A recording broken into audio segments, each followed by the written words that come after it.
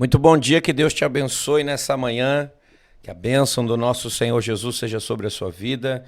Hoje é dia 17 de dezembro de 2024, estamos aqui na De Volta à Vida, meditando na Palavra de Deus, chegando a uma reflexão profunda que abençoa a nossa vida. Diga para mim como é que você está, se você está bem, se você está abençoado, se Deus tem atendido suas respostas de oração. Deixe o seu pedido de oração para que nós possamos estar orando por você. E fala para mim de onde você está ouvindo. A gente já teve uma audiência aqui no canal muito grande, França, Bélgica, Estados Unidos, Portugal, Espanha, muita gente que já se conectou aqui com a gente aqui, mas devido aí à dinâmica aqui do trabalho, a gente acabou não conseguindo dar seguimento, mas estamos voltando aí, estamos de pé.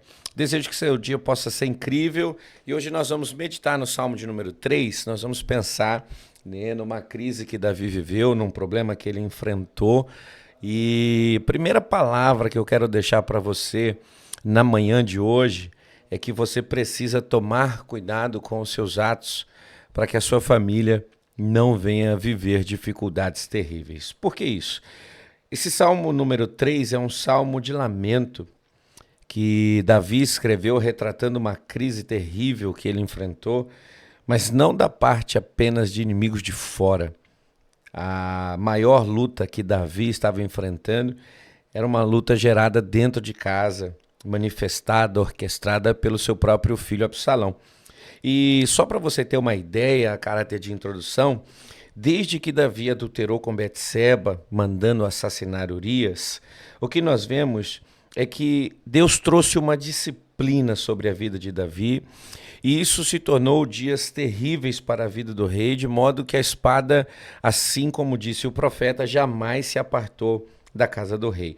E o que a gente vê é que Deus perdoou Davi, mas Davi não foi livre das consequências do seu pecado. E o que a gente vê? Aminon, o filho mais velho de Davi, violentou sua irmã Tamar. Absalão, seu irmão, matou Aminon e conspirou contra Davi, seu pai. Mais tarde, Salomão mandou matar Adonias. E aí nós vemos com que essa família agora vive dificuldades terríveis, porque Davi, mesmo sendo perdoado por Deus, ele não teve como livrar-se das consequências do pecado. E chama a minha atenção o fato da família de Davi ser aquela que mais está sofrendo por causa do pecado cometido pelo pai. E o que nós vemos? Depois de todo esse embaraço, Absalão mata Aminon, Absalão foge de Jerusalém porque Davi começa a persegui-lo. 2 anos depois ele decide voltar para Jerusalém e ele diz para Davi que ele prefere morrer, do que não ver o pai novamente. E Davi o recebe, mas não libera uma palavra sobre a vida de seu filho, nem mesmo tem um diálogo com ele como pai, como filho. Davi simplesmente o desconsidera. E a partir desse momento o coração de Absalão se volta contra o próprio pai e ele consegue aliciar uma multidão, tá? Ele consegue furtar o coração do povo com mentiras, com falsas promessas, e ele monta um exército rebelde que marcha em direção a Jerusalém para poder matar o seu próprio pai e tomar o trono de Israel, assumir a liderança, o governo de Jerusalém. Quando Davi fica sabendo dessa situação, ele decide fugir, ele sai correndo às pressas, de noite, descalço, chorando, com o rosto coberto de vergonha, e é provável que essa tenha sido a noite mais difícil vivida por Davi.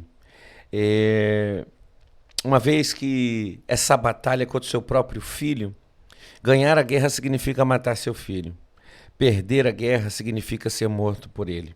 Isso mostra para mim e para você que a crise mais profunda que nós possamos enfrentar não são aquelas que vêm do lado de fora, mas são as que se manifestam dentro da nossa casa.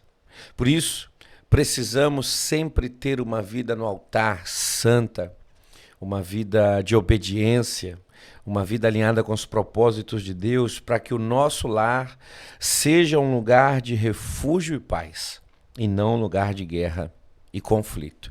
Mas para expressar tudo isso que Davi está passando, o que nós vemos é ele destacar algumas coisas nesse salmo. Em primeiro lugar, o que ele faz é mostrar que existe uma oposição numerosa. Olha o que ele escreve: Senhor, como tem crescido o número dos meus adversários. São numerosos os que se levantam contra mim. Davi sente na pele a dor da traição. E não só do seu filho Absalão que se opõe a ele, mas de um povo que se volta contra a sua vida e se enfileira ali para lutar com seu filho em direção a Jerusalém e a vida do rei. Davi perde a força com seus aliados, perde respeito com a sua população, e são muitos aqueles que se levantam contra ele. Então, além da traição do filho, Davi agora ele começa a sentir a deslealdade de líderes no meio do povo que se levantam para poder destituí-lo da posição que Deus o colocou. Tudo isso consequência do pecado. Em segundo lugar, o que Davi pontua e mostra nesse salmo que está acontecendo com ele é uma acusação de abandono do céu. E se não bastasse aquilo que Davi está enfrentando, a gente vai ver que ainda existem acusações severas dizendo que Deus abandonou Davi. Olha o que ele fala: são muitos os que dizem de mim, não há Deus, não há salvação para ele. Não apenas o número de inimigos de Davi aumentou, como também as notícias pioraram. Além dos inimigos crescerem e serem numerosos, o rei ainda enfrenta os comentários insolentes e as acusações levianas de que Deus havia desamparado e que nem mesmo Deus poderia livrá-lo da deposição do seu trono e também da morte. Aí você imagina toda essa dificuldade, toda essa luta, toda essa adversidade, e ainda comentários mentirosos, insolentes, que estão afetando a vida de Davi. Então, talvez você seja alguém que nesse momento esteja vivendo a maior batalha da sua vida, a maior dificuldade que você já passou, o maior problema que você enfrentou, e você precisa entender que existe um socorro providencial de Deus para você, e Davi começa a deixar isso muito claro nas suas palavras, porque ele não é governado por seus sentimentos ou pelas circunstâncias, mas Davi é alguém que é governado pela fé. E que você possa colocar hoje um ponto final nessa emoção que te move, nessa emoção que faz você tomar as escolhas, as atitudes erradas, e que você passe a ser governado pela fé. A fé naquele que te amou, a fé naquele que te levantou, a fé naquele que te ergueu, a fé naquele que vai continuar protegendo e estabelecendo seus propósitos sobre a sua vida. Davi está com o pé na guerra, a espada está na sua mão, porém o seu coração está no plano e na promessa que Deus tem para a sua vida. São muitos os adversários, mas Deus continua sendo o socorro de Davi. E o que a gente vê Davi mostrar através da sua oração? Deus é o nosso protetor. Davi escreve no verso de número 3, a parte A: Tu, porém, Senhor, és o meu escudo. Não importam quantos se levantam contra mim, o Senhor é quem me protege, o Senhor é quem me guarda, o Senhor é aquele que estende a tua mão de poder e me defende de todas as ameaças e de todas as adversidades. Em segundo lugar, o que nós percebemos é Davi dizendo que Deus é a nossa glória. A parte B do verso 3 diz assim: És a minha glória, não apenas o escudo que protege, mas também Deus é a nossa glória. A glória de Davi não era o trono, nem a coroa, nem as riquezas, nem o dinheiro, nem o poder, mas o próprio Deus. Deus é a glória de Davi. Deus é a glória da minha vida, Deus é a glória da sua vida. Ele é o nosso maior tesouro, ele é aquele que guarda, que protege, mas que também é aquele que é o mais precioso para a nossa vida. Em terceiro lugar, Deus é o nosso restaurador. Davi escreve: É tu que exaltas a minha cabeça. Deus é aquele que nos levanta quando caímos. Ele nos levanta quando somos nocauteados pelas circunstâncias adversas. Quando o inimigo nos ataca, é Deus quem nos dá o livramento e nos faz levantar a bandeira da vitória. E eu te digo sem sombra de dúvidas que Deus tem coisas a restaurar na sua vida. Deus quer te levantar com poder e fazer você viver um tempo incrível e glorioso para a glória do seu nome. Em último lugar, Deus é o nosso defensor. Com a minha voz eu clamo ao Senhor, e Ele, do seu santo monte, me responde. E te afirmo com todas as letras dessa palavra nessa manhã. Deus é aquele que tem resposta para o momento adverso da sua vida. Deus é aquele que tem resposta para o clamor que você tem feito. Deus só não vai responder quem não orou, quem não buscou. Mas se você tem buscado, se você tem orado, Deus tem resposta para a sua oração. E por isso nós vamos orar nessa manhã, nós vamos falar com Deus agora.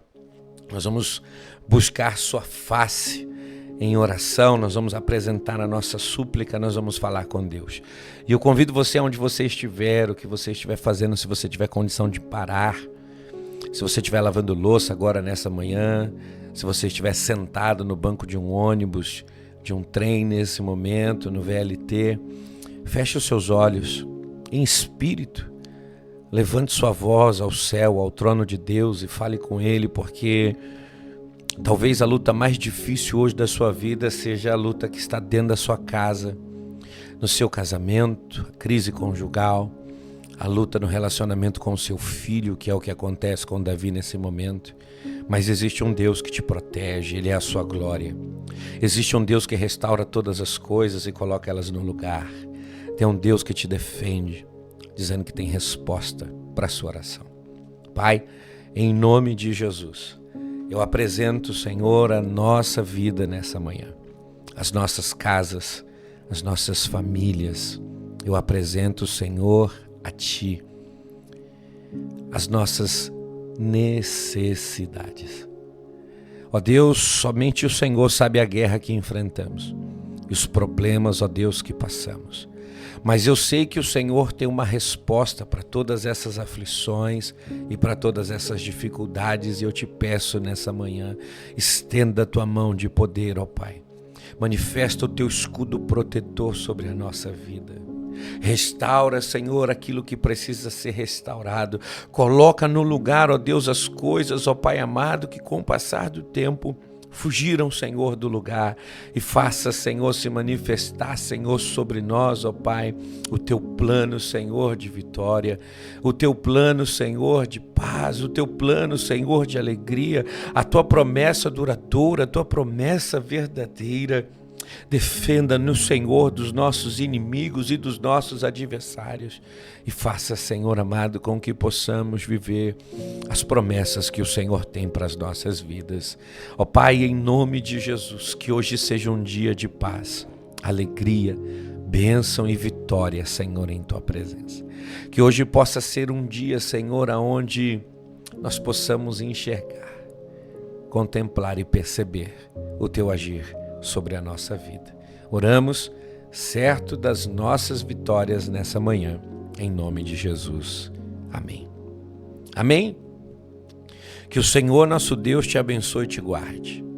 Que o Senhor faça resplandecer sobre você a sua luz, e em tudo você possa ter um dia de paz, de bênção e de alegria. E como eu falei no começo desse vídeo, não deixe de mandar essa mensagem para alguém. Talvez você conheça uma casa em crise, uma família que está em frangalhos, despedaçada. Não deixe de mandar essa mensagem de restauração para alguém que precisa ouvir o que Deus tem para falar. Abençoe sua vida nesse dia e até amanhã, em nome de Jesus. Um grande abraço. Fica com Deus e fica na paz.